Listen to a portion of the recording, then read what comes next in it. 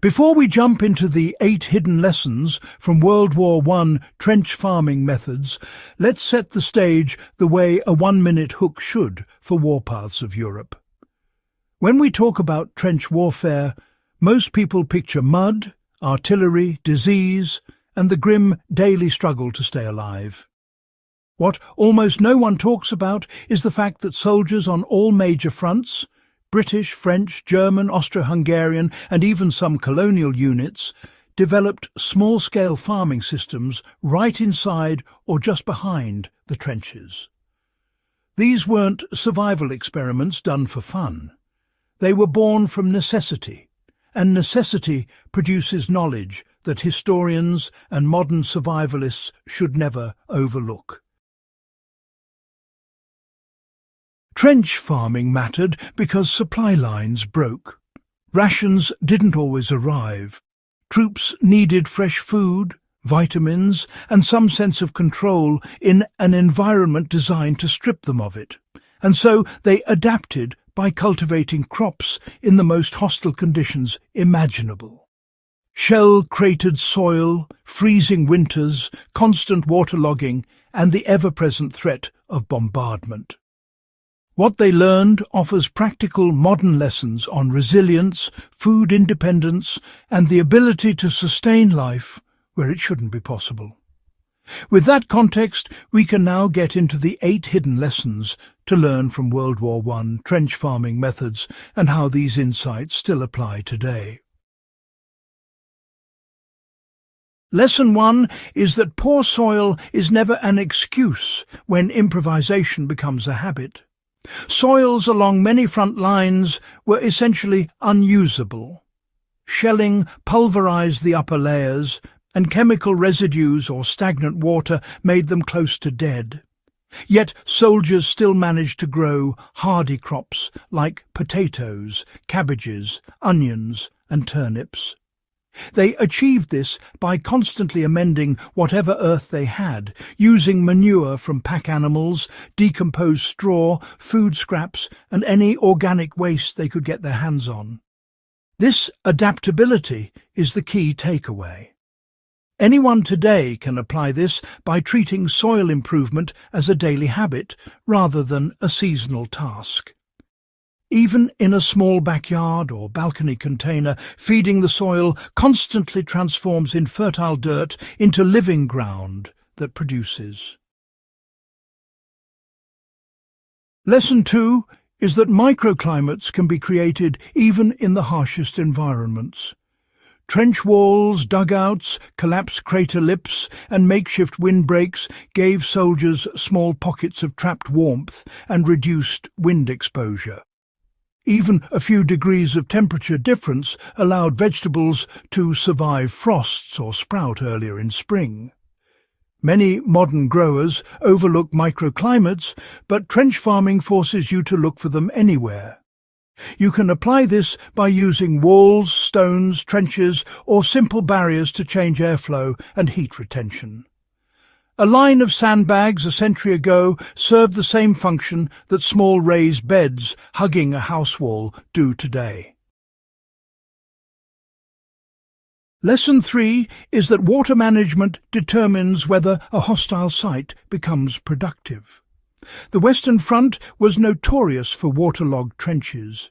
Yet soldiers learned to channel excess water into controlled drainage pits while directing manageable amounts toward their miniature gardens.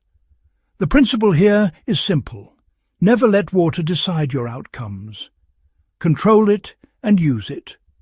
In modern terms, this is the foundation of trench-style gardening. Dig shallow channels to divert water, elevate growing surfaces, and use the naturally lower parts of land as reservoirs instead of letting them become problems. These same hydrological tactics are still used in military engineering and off-grid homesteads. Lesson 4 is that small-scale food production thrives when labour is continuous rather than seasonal. Trench farming succeeded because soldiers tended their plots daily. They didn't follow agricultural calendars. They worked the soil whenever they weren't under fire.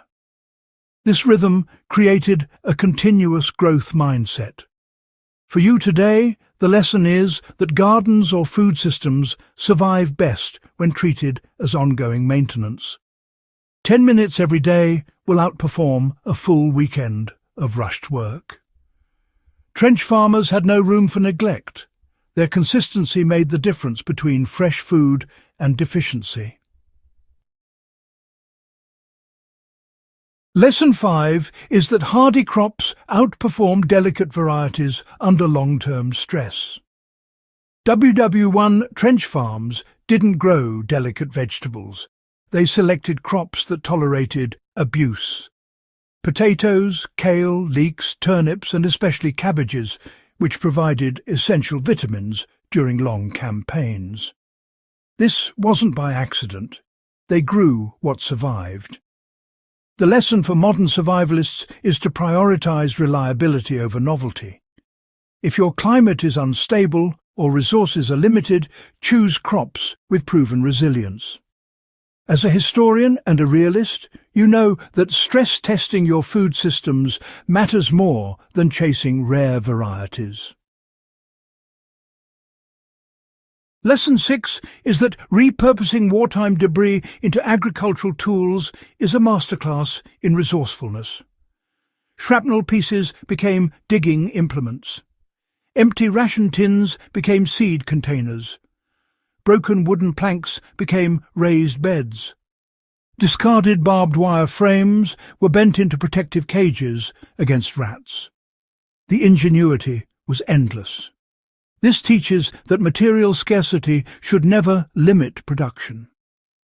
Modern growers can apply this by turning scrap wood into bed frames, using bottles as irrigation funnels, or repurposing old fencing for protective barriers.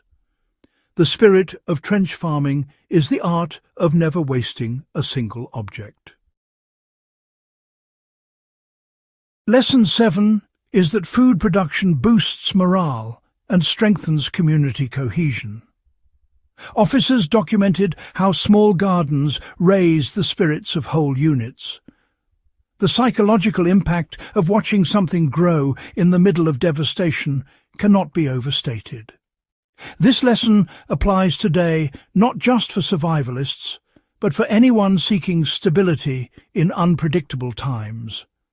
Growing food gives order to chaos. It gives you patterns, purpose, and a sense of progress. The World War I soldier scrubbing mud off a cabbage understood this just as well as the modern gardener harvesting their first homegrown meal after a hard year. Lesson 8 is that sustainability becomes instinctive when every resource must serve multiple purposes. Nothing in the trenches had a single function. A sack that carried sand one day might become insulation the next, or be used as mulch later. This taught soldiers the mindset of cycling resources indefinitely. Modern sustainability echoes the exact same principle.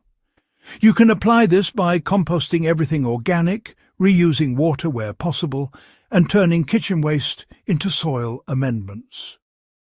Trench farming wasn't eco-friendly because soldiers cared about the environment.